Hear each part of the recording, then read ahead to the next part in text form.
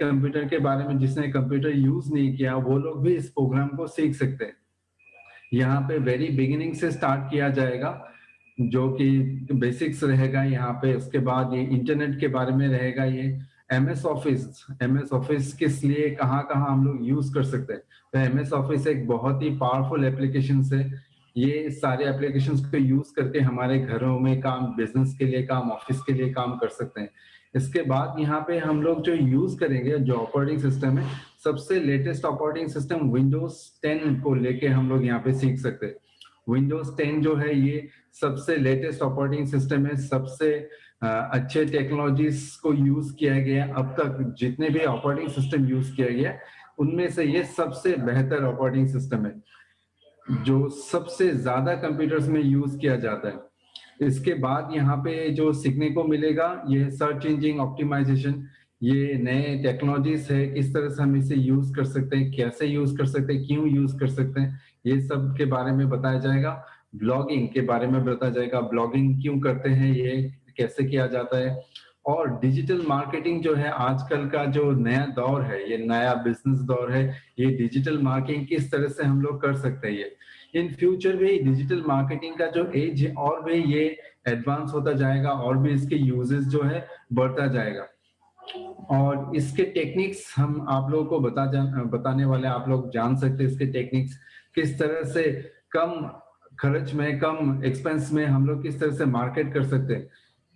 और जो है कुछ बातें हम आप लोगों को बता देना चाहते हैं कि अब अभी जो मार्केट का जो ट्रेंड चल रहा है, डिजिटल मार्केटिंग एक बहुत ही इंपॉर्टेंट टॉपिक है, एक बहुत ही इंपॉर्टेंट सब्जेक्ट है। मार्केट में जब टॉप 5 कोई भी जॉब निकलता है मार्केट में, उनमें से 2 जॉब तो डिजिटल मार्केटिंग का ही होता है। ये बहुत ही इंपॉर्टेंट है। ये चीजें जो है आपके फ्यूचर में बहुत ही हेल्पफुल होगा। ये टाइम्स ऑफ इंडिया के रिपोर्ट के मुताबिक जो एक डेटा जनरेट किया गया है, जो इन द ईयर 2022 में लगभग 2.5 लाख जॉब इंडिया में अवेलेबल होगा डिजिटल मार्केटिंग के ऊपर। तो आप फोकस रहिएगा। और ये जो ऑनलाइन जो मार्केट है ये बहुत ही ह्यूज है। अभी फिलहाल के डेटा 2020 के डेटा के हिसाब से 350 मिलियन जो है फेसबुक यूजर है, और जो 50% of the Indian are using mobile internet, जो इंटरनेट यूज कर रहे हैं। लगभग यहाँ पे इंडिया में लगभग 103.5 करोड़ पीपल जो है वो फोन यूज कर रहे हैं, एक स्मार्टफोन यूज कर रहे, फोन यूज कर रहे। तो उनको हम पहुंच सकते हैं इन डिजिटल मार्केटिंग के द्वारा, बहुत ही इजीली उनसे पहुंच सकते हैं और हमारे मार्केटिंग कर सकते हैं, अपने कंपनीज के मार्केटिंग कर सकते हैं। तो ये एक बहुत ही इंपॉर्टेंट स्टडी है। आप जितने अच्छी तरह से ये क्लास करेंगे, जितने अच्छी तरह से ये जानेंगे, आपके फ्यूचर के लिए यूजफुल होगा। ये जो नया जो मार्केट है, नया जनरेशन है, नए दौर के लिए है, ये आप अच्छी तरह से ये क्लास कीजिएगा। हर एक चीज अच्छी तरह से नोट कीजिएगा, अपना नोटबुक और पेन रेडी रखिए। और ये एक नया एक सेशन है, नया एक प्रोग्राम है, ये बहुत ही इंपॉर्टेंट है, बहुत ही हेल्पफुल होगा आप लोगों के लिए। तो विशाल सर आप लोगों को इसके बारे में ये बताने वाले हैं। आज जो होगा ये बेसिक्स ऑफ कंप्यूटर आपको बताया जाएगा। बहुत सारे स्टूडेंट्स को ये पता होंगे, बहुत सारे स्टूडेंट्स के लिए नया होंगे। तो जिनको पता है उन लोगों के लिए भी ये एक रिवीजन हो जाएगा। तो आप ये क्लास अच्छी तरह से अटेंड कीजिए, और जो भी क्वेश्चन है, असाइनमेंट्स है, उसे कंप्लीट कीजिएगा। और नेक्स्ट क्लास में हम उसके आंसर्स को आप लोग को डिस्क्राइब करेंगे। तो नेक्स्ट जो है अभी विशाल सर आप लोगों को ये सेशन स्टार्ट करने वाला है। तो next Vishal. Okay sir. Students, आज का जो क्लास है हम लोग अभी स्टार्ट करेंगे।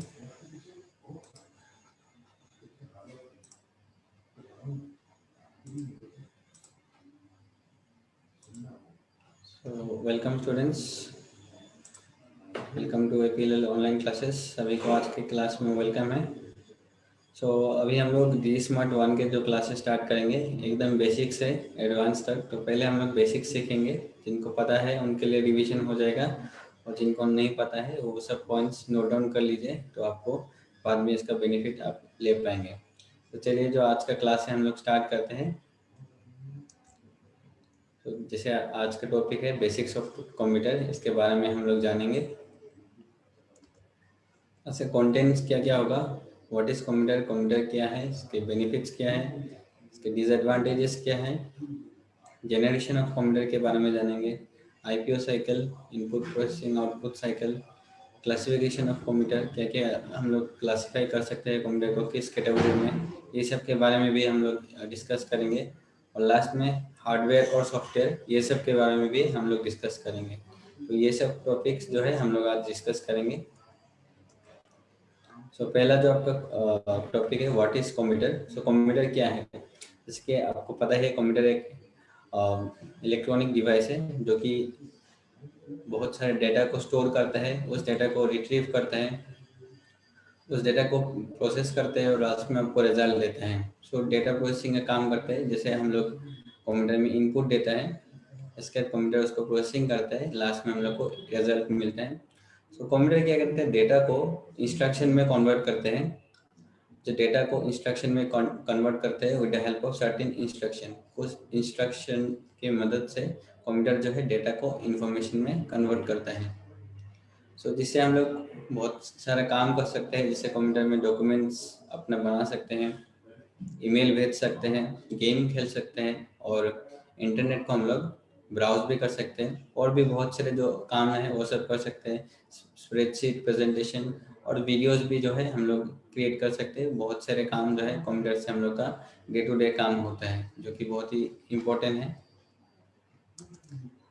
ये है हम लोग का basic parts of computer. Computer में बेसिकली क्या क्या पार्ट्स यूज होता है सबके बारे में जैसे आप फेमिलियर ही होंगे। मॉनिटर जो कि आपका स्क्रीन होता है, प्रिंटर जो कि आप प्रिंट करते हैं, CPU central processing unit is also known as brain of the computer. Microphone का इस्तेमाल होता है, कीबोर्ड से आप लोग टाइप करते हैं, माउस एक जो है पॉइंटिंग डिवाइस है, लास्ट में स्पीकर जो कि सुनने के लिए, हियरिंग के लिए काम में आता है। तो ये सब बेसिक पार्ट्स है एक कंप्यूटर का। तो एक कंप्यूटर का बेसिक पार्ट्स ये सब है। जैसे लैपटॉप, लैपटॉप का भी बेसिक पार्ट्स ये सब भी है। मॉनिटर एक साथ कनेक्ट, लैपटॉप में क्या है एक साथ कनेक्टेड रहता है, लेकिन जो डेस्कटॉप कंप्यूटर है वो आपका एक साथ कनेक्टेड नहीं रहता है। Monitor, keyboard, speaker, mouse, touchpad. So touchpad जो है वो माउस का काम करता है। सो ये सब बेसिक डिवाइसेस जो है ये एक लैपटॉप में रहता है। How does computer work, computer कैसे काम करते हैं। जैसे कि कंप्यूटर सिमिलरली हम लोग जैसे काम करते हैं, हम लोग का ब्रेन जैसे काम करते हैं, वही वे में जो है कंप्यूटर काम करते हैं। जैसे हम लोग का आई होता है, कोई भी हम लोग आई या फिर जो भी हम लोग का सेंसरी ऑर्गन्स रहते हैं, हम लोग कुछ इनपुट को देखते हैं, कोई वस्तु को देखते हैं, उसके बाद उसका प्रोसेसिंग हम लोग करते हैं ब्रेन में, और लास्ट में जो है प्रोसेसिंग करने के बाद ब्रेन जो है हम लोग को रिजल्ट देता है कि ये चीज़ है। जैसे हम लोग यहाँ पे इमेज में देख सकते हैं, में बहुत सारे फ्रूट्स है, तो ब्रेन हम लोग आँख से देखते हैं, ब्रेन में प्रोसेसिंग होता है, लास्ट में जो है हम लोग का रिजल्ट मिलता है कि ऑब्जेक्ट क्या है, हम आइडेंटिफाई कर सकते हैं। जैसे बॉल में ऑरेंज जैसे बनाना से एक जो बॉल में सब रखा है, हम लोग ब्रेन से प्रोसेस करते हैं। सिमिलर वे में कंप्यूटर भी काम करता है। कंप्यूटर का इनपुट अलग रहता है, जैसे कि डाटा एंड इंस्ट्रक्शन रहता है। सो उसके बाद हम लोग जैसे माउस से या फिर स्कैनर से किसी भी इनपुट डिवाइस से भी हम लोग इनपुट देते हैं, कंप्यूटर के ब्रेन या फिर सीपीयू में वो स्टोर रहता है।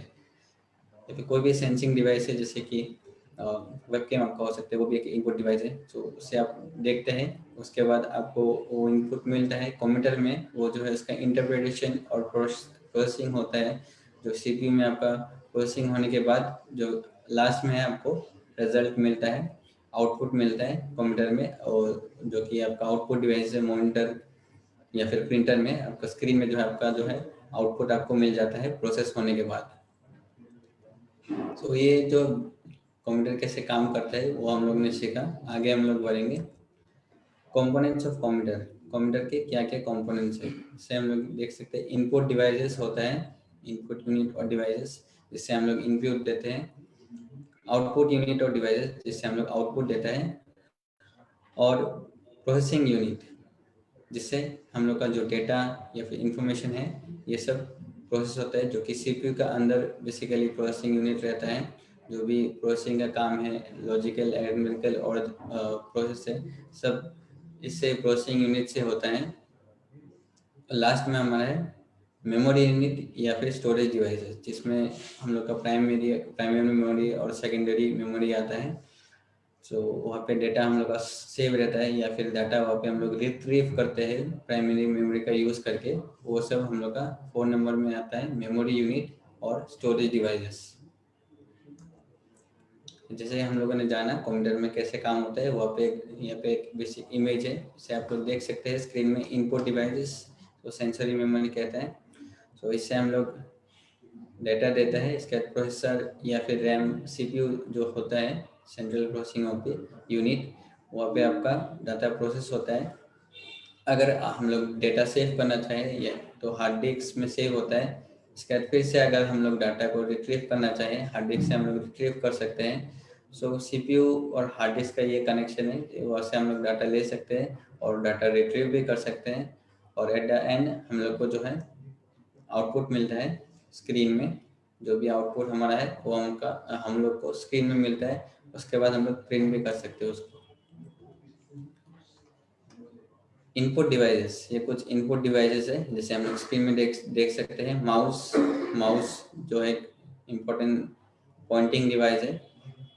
कीबोर्ड भी इनपुट डिवाइस है। जॉयस्टिक जो हम लोग गेम खेलने के लिए इस्तेमाल करते हैं, वो एक बहुत ही अच्छा इनपुट डिवाइसेस है। इसका हमारा टच स्क्रीन आता है। टच स्क्रीन लैपटॉप्स रहते हैं, टैबलेट्स में भी हम लोग टच स्क्रीन यूज़ करते हैं। सो वहाँ पे हम लोग इनपुट जो है टच करके देते हैं। जो भी इनपुट हम देना चाहते हैं वो हम लोग टच करके देखते हैं, उसे हम लोग टच स्क्रीन कहते हैं।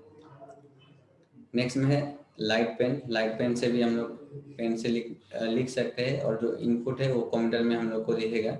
सो ये भी एक टाइप का जो है इनपुट डिवाइस में आता है। सो इनपुट डिवाइस के बारे में मैं और थोड़ा बोलता हूँ। इनपुट डिवाइस से हम लोग इनपुट देते हैं, जो भी डाटा इंस्ट्रक्शन हम कंप्यूटर को देना चाहते हैं वो हम इनपुट डिवाइस से ही देता है। इसके बाद कंप्यूटर उसको स्टोर करता है या फिर उसको प्रोसेस करता है। टच पैड जैसे कि माउस में रहता है, सॉरी लैपटॉप में रहता है टच पैड, माउस के ऑल्टरनेट ये यूज़ होता है। सो ये भी एक टाइप का इनपुट डिवाइस में आता है। माइक्रोफोन, जो मैं आपसे बात कर रहा हूँ वो माइक्रोफोन के हेल्प से बात कर रहा हूँ, तो इससे भी मैं इनपुट दे रहा हूँ आपको और आपको आउटपुट मिल रहा है।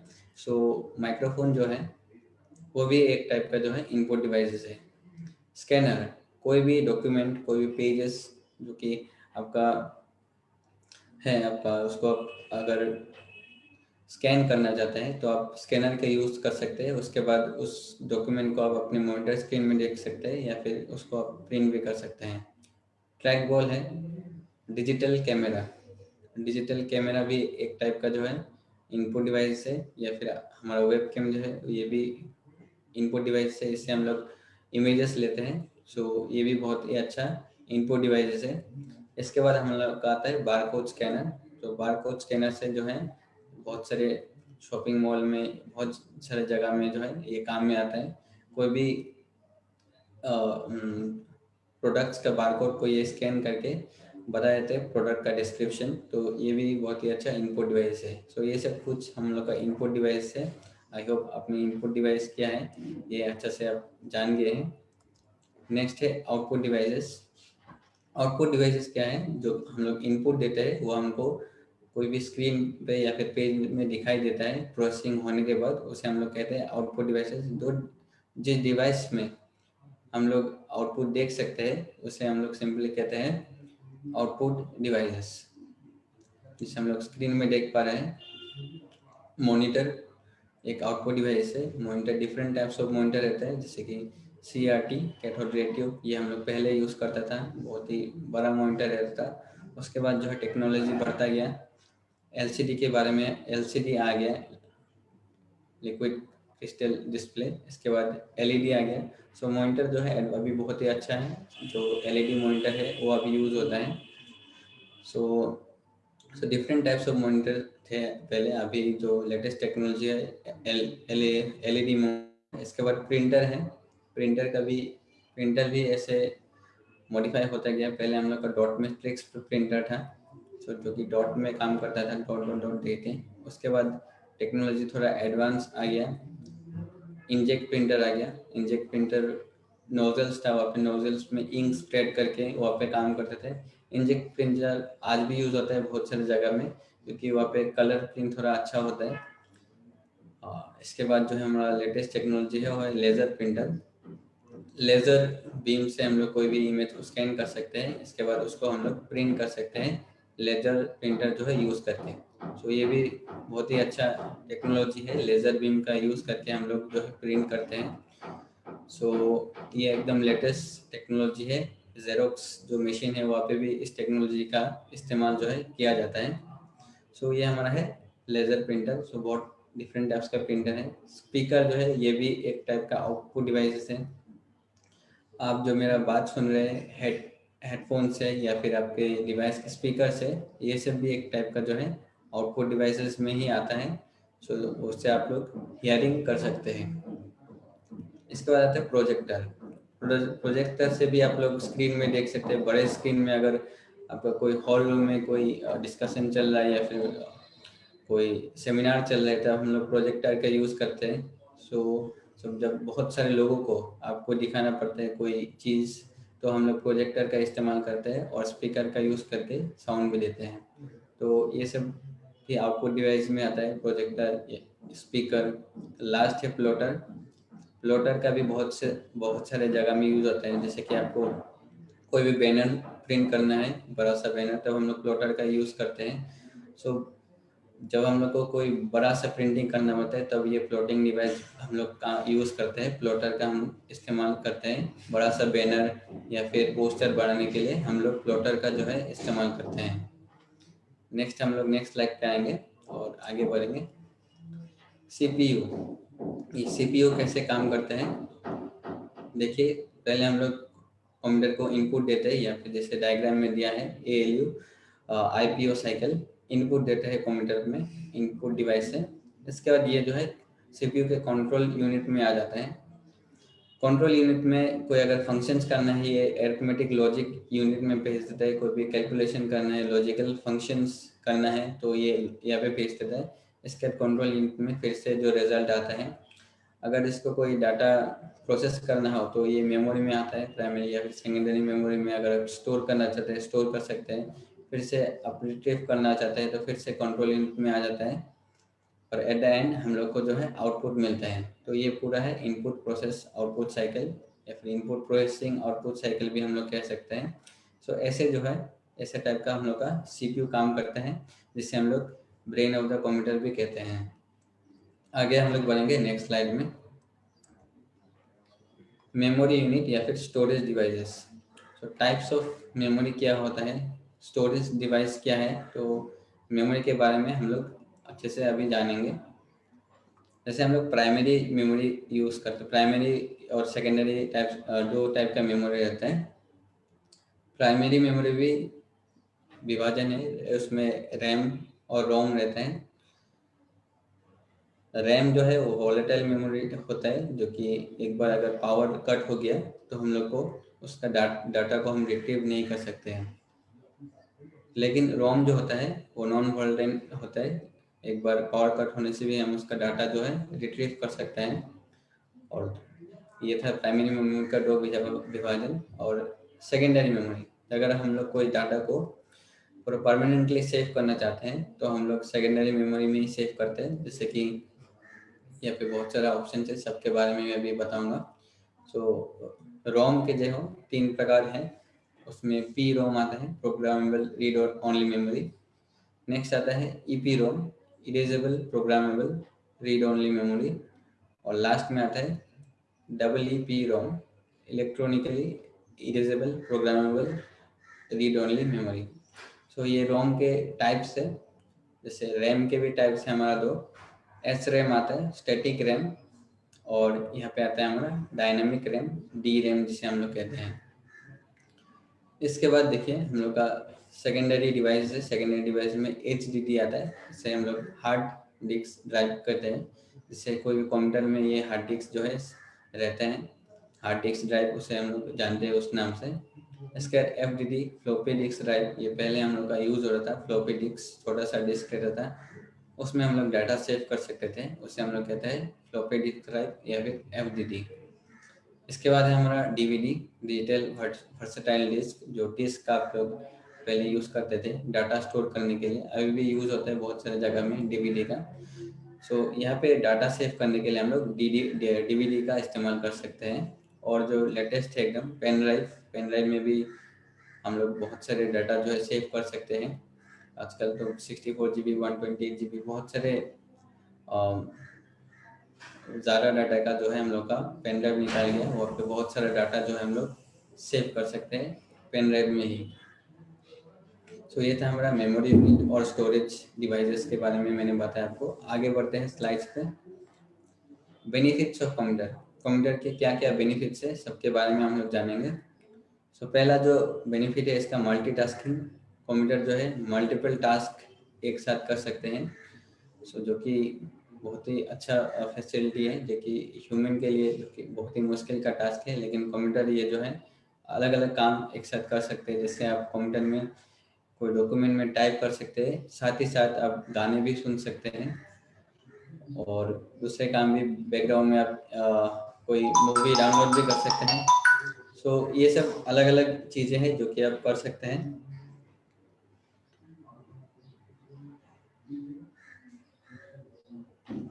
मल्टीटास्किंग कर सकते हैं कंप्यूटर में।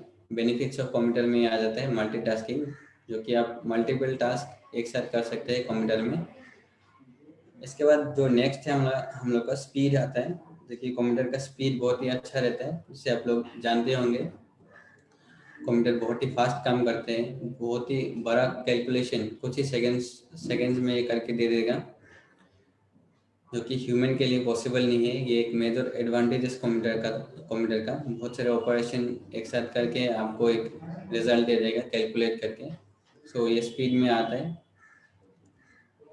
कॉस्ट, सो कॉस्ट और ह्यूज अमाउंट ऑफ डाटा।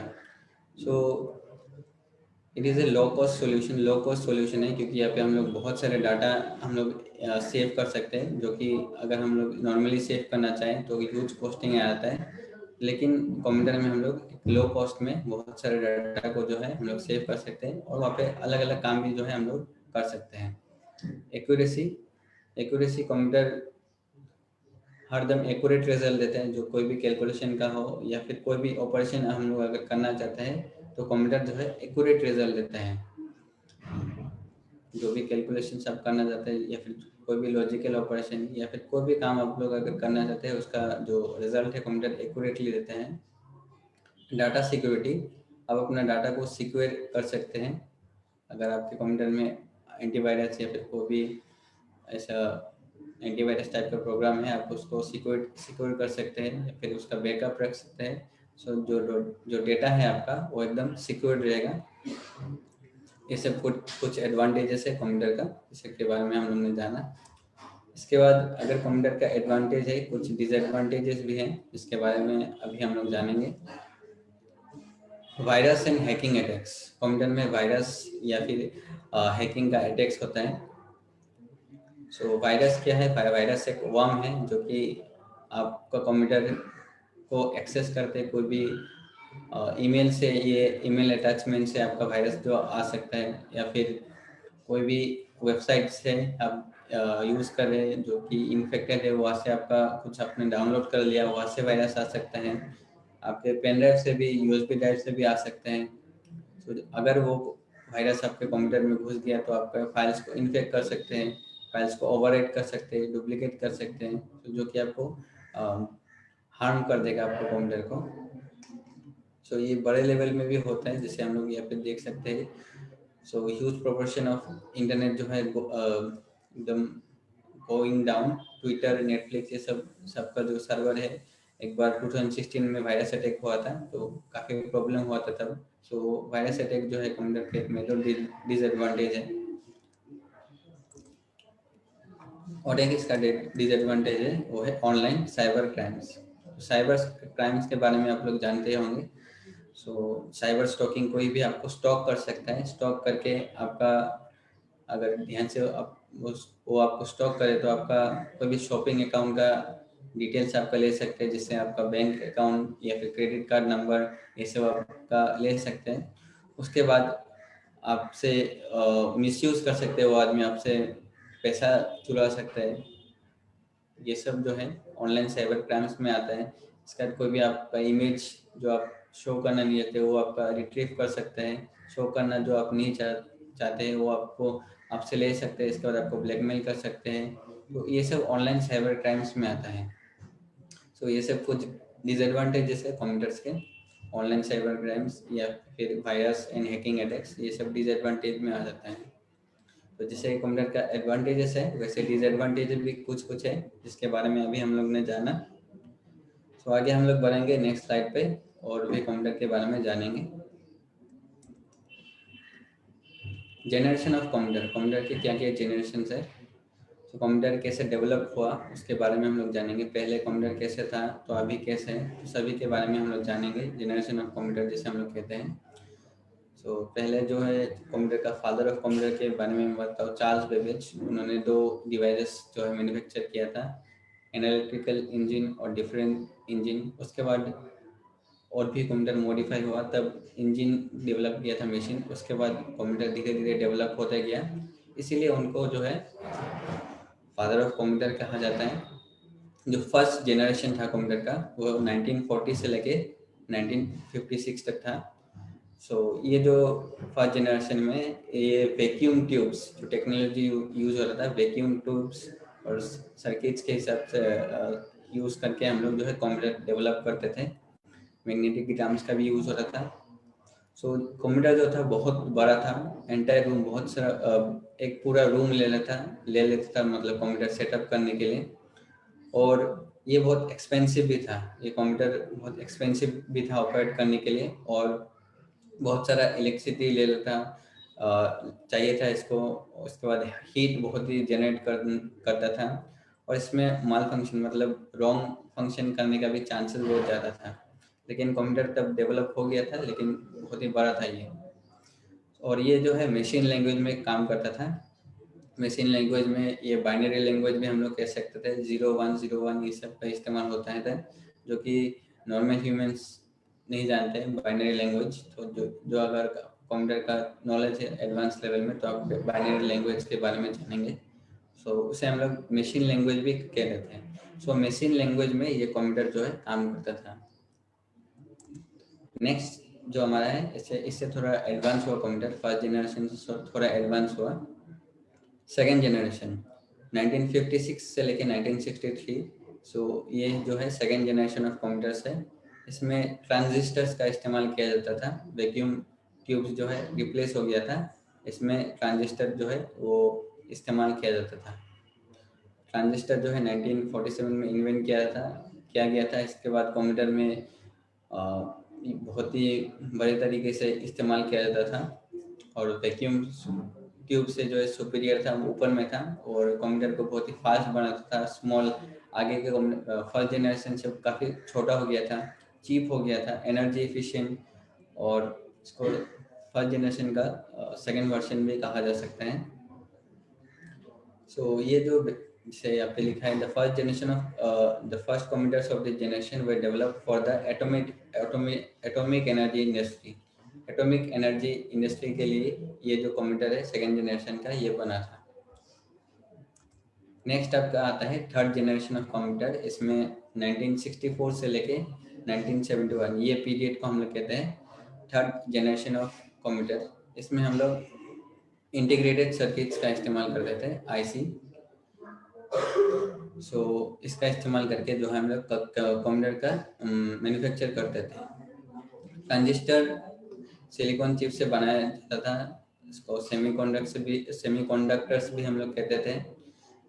ये कंप्यूटर का एफिशिएंसी और स्पीड जो है और भी बढ़ा दिया था, और भी कंप्यूटर जो है बहुत अच्छी तरीके से काम करता था सेकेंड जनरेशन से, और इसका जो हीट प्रोडक्शन जो है वो भी कम गया था। ये सब आया थर्ड जनरेशन में। उसके बाद हम लोग फोर्थ जनरेशन में गए, जिसे हम लोग यहाँ पे देख सकते हैं।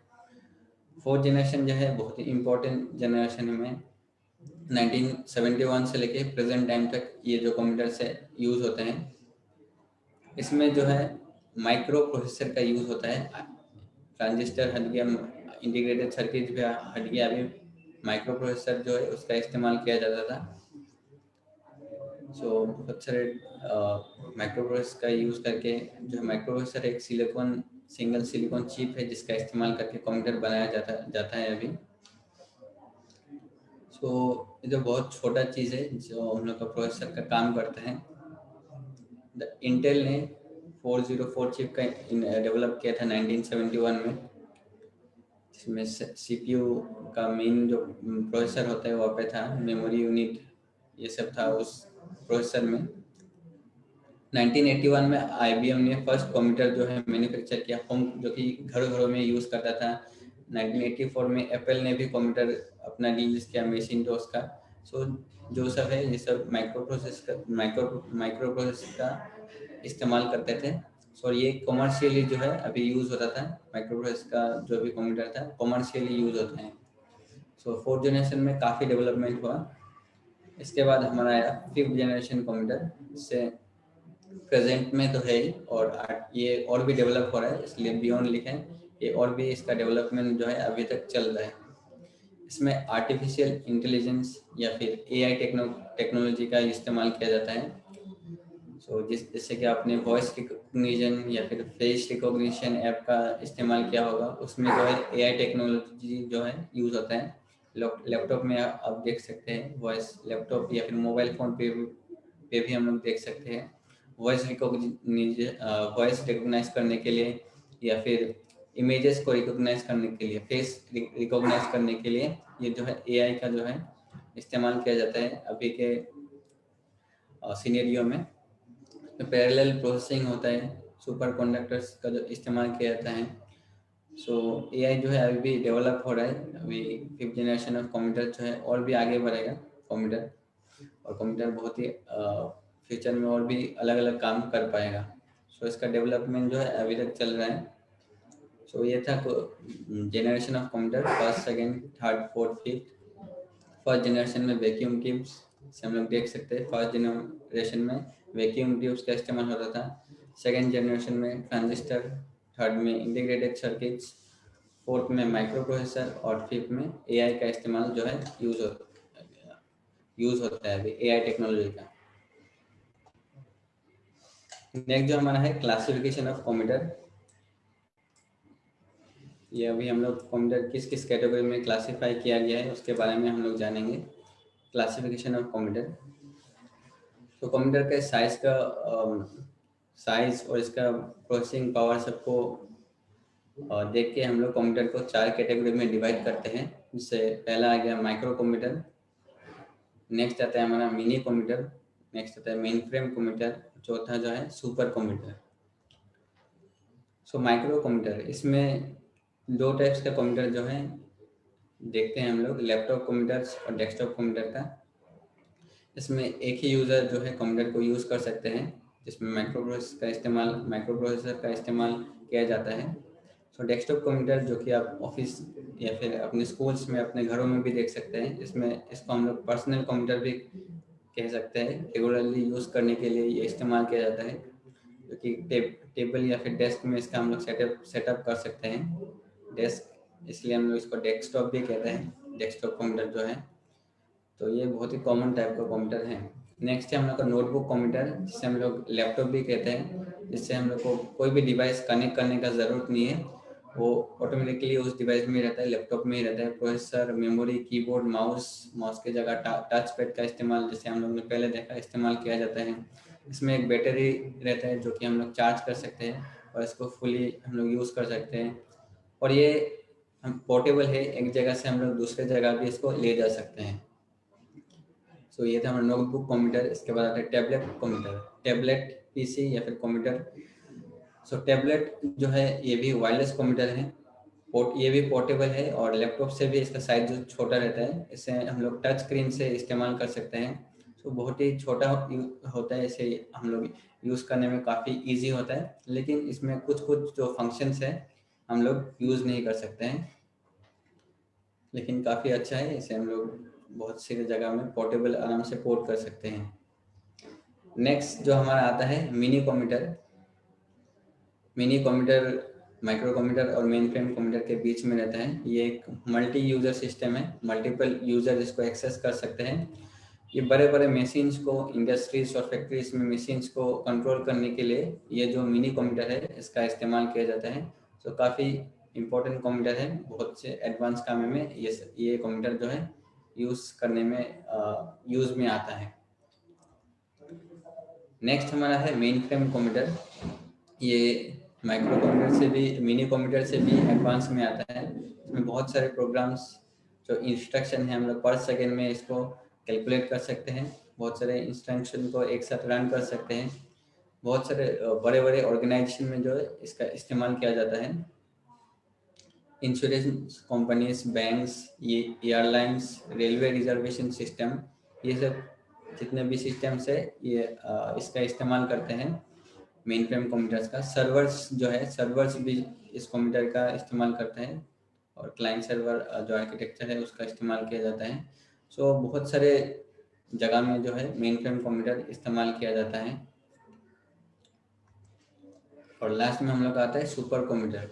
ये सबसे फास्टेस्ट कंप्यूटर है। इसका जो साइज़ है बहुत ही बड़ा रहता है, और इसको ये बहुत ही एक्सपेंसिव रहता है।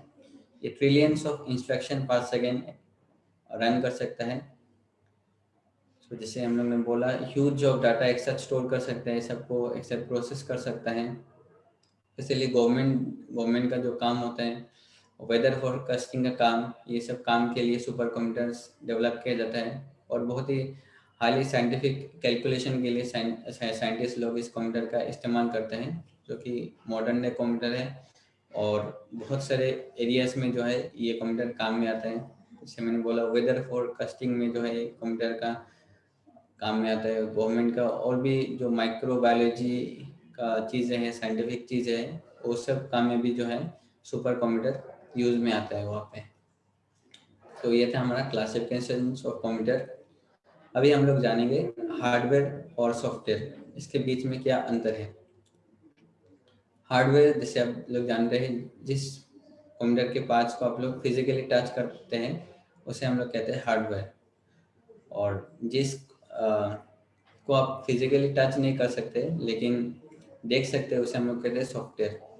हार्डवेयर भी यूज़ में आता है, कंप्यूटर सॉफ्टवेयर भी, दोनों है हम लोग का कंप्यूटर में यूज़ आता है। सो डेवलपमेंट, जैसे हम लोग डेवलपमेंट दे सकते हैं, हार्डवेयर जो है फैक्ट्रीज में मैन्युफैक्चर किया जाता है, और जो सॉफ्टवेयर है उसे इंजीनियर्स लोग डेवलप करते हैं बहुत सारे कंपनीज के लिए। कंपनीज भी इसको डेवलप करते हैं सॉफ्टवेयर को। डिपेंडेंसी, सो डिपेंडेंसी क्या है, हार्डवेयर सॉफ्टवेयर के ऊपर डिपेंडेंट है। सिमिलरली सॉफ्टवेयर जो है हार्डवेयर के ऊपर डिपेंडेंट है। सो दोनों ही एक दूसरे पे डिपेंडेंट रहते हैं। टेंजिबल, जैसे मैंने कहा, हार्डवेयर को हम लोग टच कर सकते हैं, सॉफ्टवेयर को हम लोग टच तो नहीं कर सकते लेकिन देख सकते हैं। कैटेगरीज, हार्डवेयर में क्या क्या आता है। हार्डवेयर में जैसे input devices, output devices, storage devices, internal components of CPU, motherboard, ये सब जो इस कंपोनेंट को हम लोग देख सकते हैं उसे हम लोग हार्डवेयर में आता है। और जिस कंप्यूटर के अंडर रहते हैं जो कंपोनेंट्स, उसे हम लोग सॉफ्टवेयर कहते हैं। जैसे प्रोग्रामिंग सॉफ्टवेयर आ गया, एप्लीकेशन सॉफ्टवेयर, ओएस आ गया, ये सब हम लोग का सॉफ्टवेयर कैटेगरीज में आता है। वायरस इम्पैक्ट, हार्डवेयर जो है वो वायरस से अनएफेक्टेड रहता है, वायरस उसका कुछ बिगाड़ नहीं सकता है। लेकिन सॉफ्टवेयर जो है ये वायरस इस पर इम्पैक्ट करते हैं, इसको डिस्ट्रॉय कर सकते हैं। डिजिटल ट्रांसफर, हार्डवेयर जो है इसको हम लोग डिजिटली ट्रांसफर नहीं कर सकते हैं, ऐसे हम लोग को फिजिकली ट्रांसफर कर सकते हैं एक जगह से दूसरे जगह।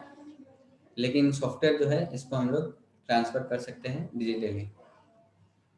रिप्लेसमेंट, अगर आपका हार्डवेयर रिप्लेस हो गया, आपको न्यूली इसको परचेज करना पड़ेगा और इसको लगाना पड़ेगा। लेकिन अगर आपका सॉफ्टवेयर आपका डैमेज हो गया तो आप इसको री इंस्टॉल करना पड़ेगा, फिर से आपको इंस्टॉल करना पड़ेगा। अभी कंप्यूटर सॉफ्टवेयर के बारे में हम लोग जानेंगे। तो जो भी प्रोग्राम्स है, जो सॉफ्टवेयर है, इसमें कुछ प्रोग्राम्स रहते हैं, प्रोग्राम्स जिसमें इंस्ट्रक्शन रहता है, उस इंस्ट्रक्शन के अकॉर्डिंग ये जो सॉफ्टवेयर है काम में आता है, काम करता है। मतलब उस आपका जो भी इंस्ट्रक्शन है, इंस्ट्रक्शन को देखते ही, जैसे इंस्ट्रक्शन आपने दिया उस हिसाब से ही ये कंप्यूटर जो है काम करता है।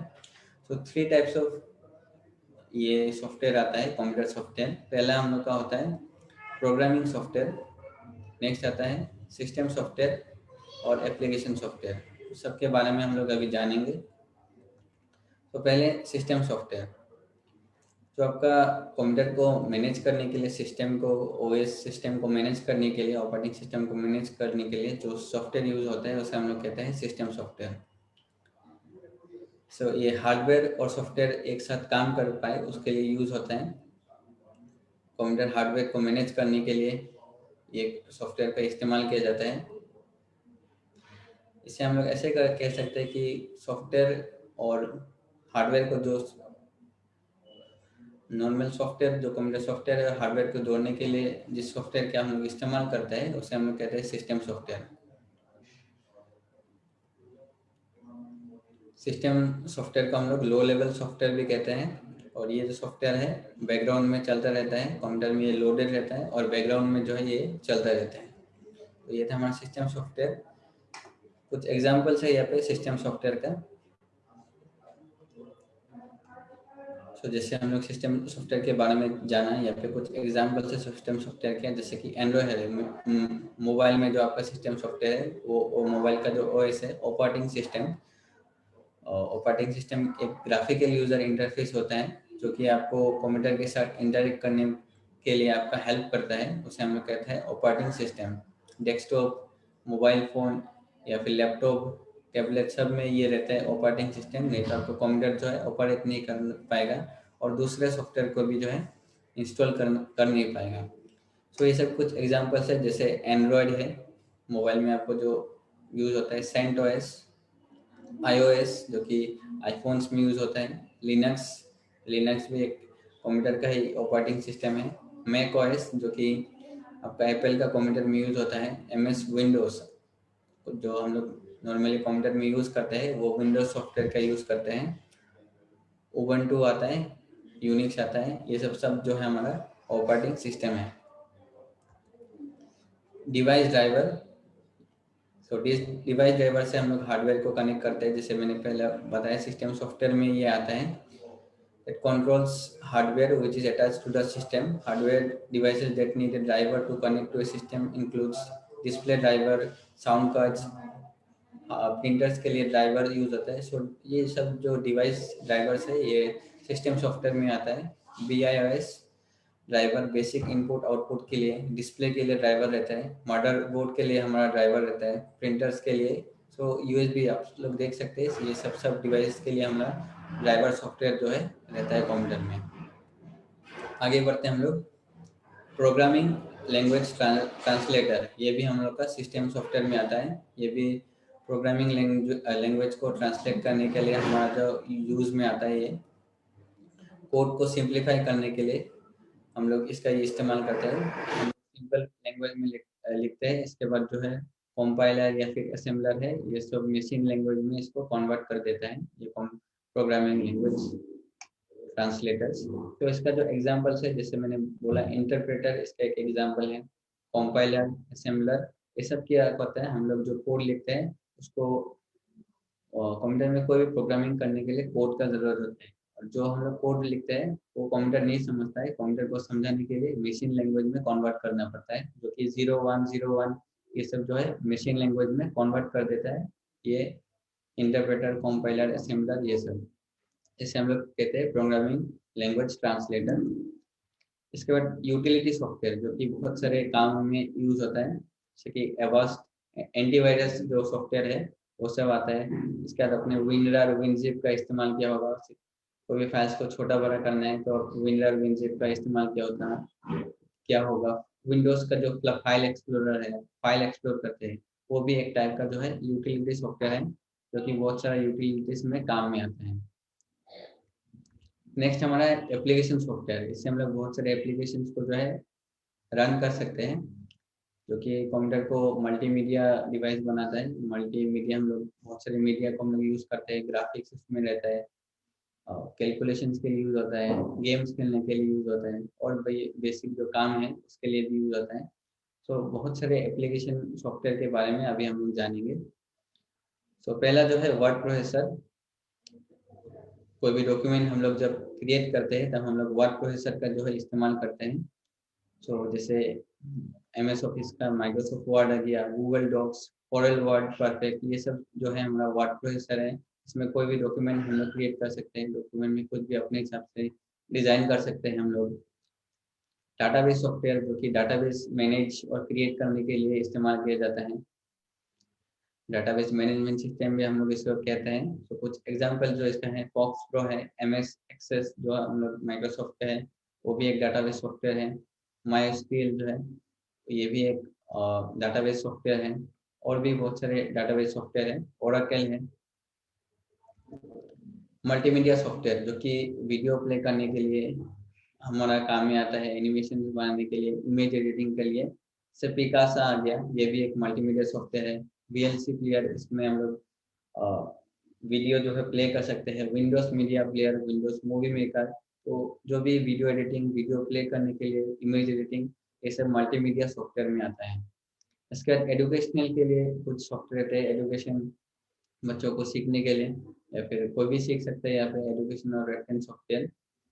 और वहाँ पे भी कुछ सॉफ्टवेयर आते हैं, जैसे कुछ एग्जाम्पल से आते हैं किडपिक्स, माइंड प्ले जो कि ब्रेन गेम है, टच पेन, तो क्रिएटिविटी सीखने के लिए। तो ये सब जो है सॉफ्टवेयर का जो है इस्तेमाल किया जाता है। तो ये सब जो है एप्लीकेशन सॉफ्टवेयर में आता है। आगे बढ़ते हैं हम लोग। आज हम लोग ने कंप्यूटर के बेसिक्स के बारे में बहुत सारी चीज़ें हम लोग ने जाना। अभी कुछ क्वेश्चन है जिसका मैं आपको असाइनमेंट दूंगा, आपको होमवर्क करके लाना है इस क्वेश्चन के आंसर को। पहला जो क्वेश्चन है आपका, which component was used in developing first generation computer? First generation of computer में कौन से कंपोनेंट का यूज किया गया था? नेक्स्ट क्वेश्चन है आपका, write the name of some output devices. कुछ आउटपुट डिवाइसेस के नाम आपको जो है लिखना है। नेक्स्ट आपका क्वेश्चन है, व्हाट इज OS? OS क्या है? और कुछ OS का जो है आपको नाम लिखना है। नेक्स्ट आपका क्वेश्चन है, how many types of software are there, name them. कितने टाइप का कंप्यूटर सॉफ्टवेयर होता है और उन सभी के नाम लिखना है। और लास्ट जो आपका क्वेश्चन है, write two disadvantages of computer. Computer के कोई भी दो डिसएडवांटेजेस का जो है आपको लिखना है, दो डिसएडवांटेज के बारे में। तो ये 5 आपका असाइनमेंट्स है, इनको आपको करके लाना है। Thank you everyone for attending the class. I hope इस क्लास से आप लोग बहुत कुछ सीखे होंगे। थैंक यू एवरीवन आज का क्लास अटेंड करने के लिए। Bye everyone, bye.